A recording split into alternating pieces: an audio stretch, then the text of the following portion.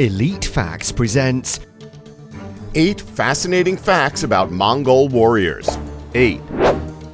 The Silk Road. Without a doubt, one of Genghis Khan's most ruthless and yet efficient parts of his reign was his brutal conquest of the Silk Road, the main trade route between Asia and Europe and one of the largest sources of income for the Mongol Empire. After realizing that even his huge army couldn't completely take over and keep the 4,000-mile route, he decided to adopt a secondary strategy. Genghis Khan had the brilliant idea of destroying every single Arabic and Turkish settlement on the road until every city and oasis on the whole stretch was either in ruins or on their knees before him. The plan itself took a long time to execute, so long in fact that Genghis Khan himself didn't live to see it completed. However, once the Mongols finally gained control of the route, they hung on to it. The Silk Road was entirely under Mongol control for the majority of the 14th and 15th centuries. Surprisingly, Mongol rule was not a death knell for the road. They treated traders well and managed to not only encourage, but actually invigorate caravan trade between the Mediterranean and China. That being said, however, passing through the Mongol-era Silk Road was not cheap, and it was said that most of the revenue its trade created went straight into the deep pockets of the Mongols in the form of various tolls and taxes. 7. Weaponry. So it should be common knowledge that Mongols would fight on horseback whenever they could. The horse's own impressive power was recognized, and the horse was often considered a weapon in and of itself. So, with their main method of transport, as well as their main method of attack being horseback, many Mongol weapons were designed for riding. Their swords were curved sabers, easy to handle both on horseback and on foot. Lances, maces, and daggers were also commonly used. Some Mongols used gunpowder as explosive bombs and grenades. The most common long-distance weapon was the composite bow, a small but sturdy weapon that had twice the range of the English longbow. They used several types of arrows, depending on the situation. Some were ideal for piercing, while others were iron-headed and could fly particularly long distances. The most famous weapon they created was the whistle arrow, a hollow arrow that made a loud whistling sound when it was fired. Because of its hollow shaft, it made the arrow that extra bit more aerodynamic and was really handy for scaring off opposing forces, as well as for signaling other Mongol warriors. Fire arrows were also used, as were scare tactic trap arrows that caused terrifying wounds, leaving the enemy wailing on the battlefield. 6. Tactics.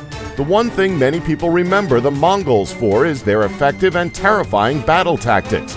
These warriors honed their skills by fighting a lot. Even famous historical commanders like Alexander the Great and Hannibal Barca start to look a lot less impressive when their achievements are compared to lesser Mongol generals.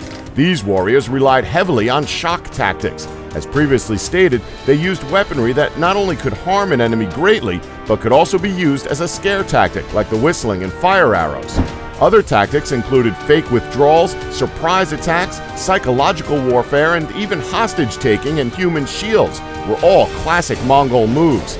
They were also experts at siege technology and were deliberately brutal to people who didn't submit to their rules. This tactical combination made them the premier fighting force of their era. 5. Could live without food rations for days. So considering all of the daily tests of hardships they had to face on a regular basis, a Mongol was also capable of surviving without food rations for days on end. They were provided rations from their military, and these rations were frugal to begin with. These rations would include dried milk curd that was mixed with water and drank as a thin, watery yogurt, cured meat, and kumis, which was an alcoholic beverage made from fermented mare's milk. Eventually, when the rations would run out, the Mongol wouldn't shy away from trying other exotic dishes that ranged from hunted dogs and wolves to rats and even newborn foals. Giovanni da Pian del Carpini, the Franciscan friar who was sent to the Mongol Empire on a diplomatic mission by Pope Innocent IV, reported that the Mongols also engaged in what was a very rare case of cannibalism, with one notable incident of siege in which they had to kill 1 out of every 10 soldiers for food. 4. Mongols were taught to ride horses at the age of 3. At the young age of 3 years old, it was the mother's responsibility to teach their children how to ride horses.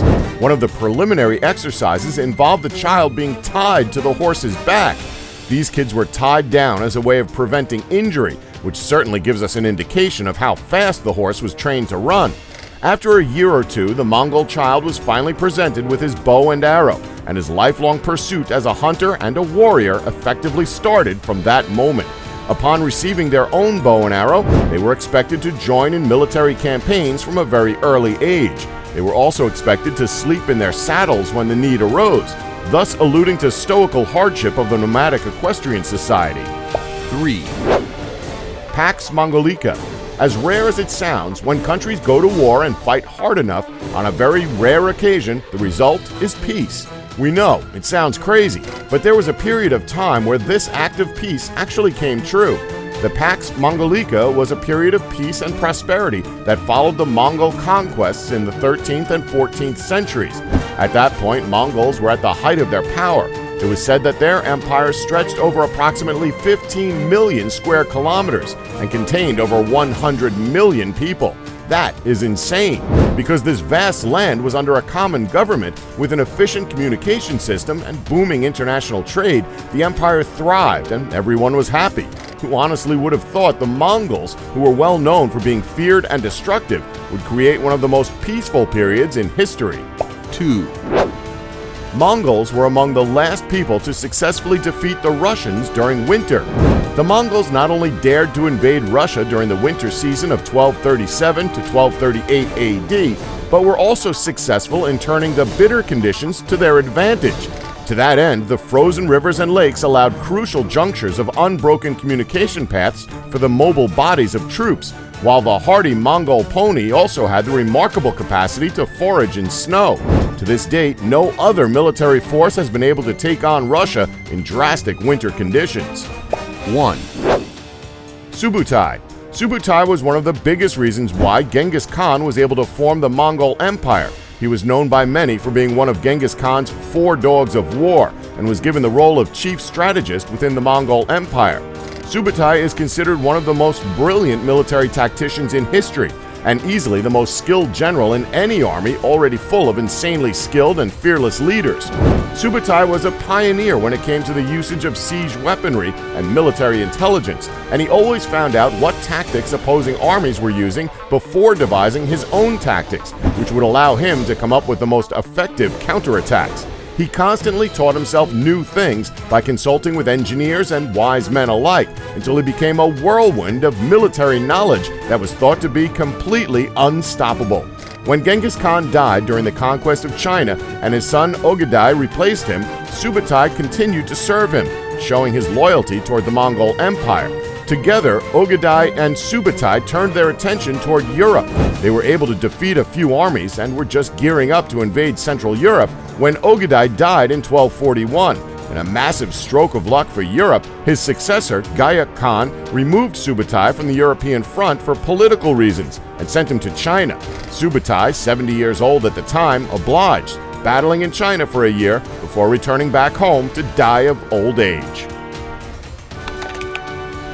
Don't forget to like us and subscribe for more elite facts.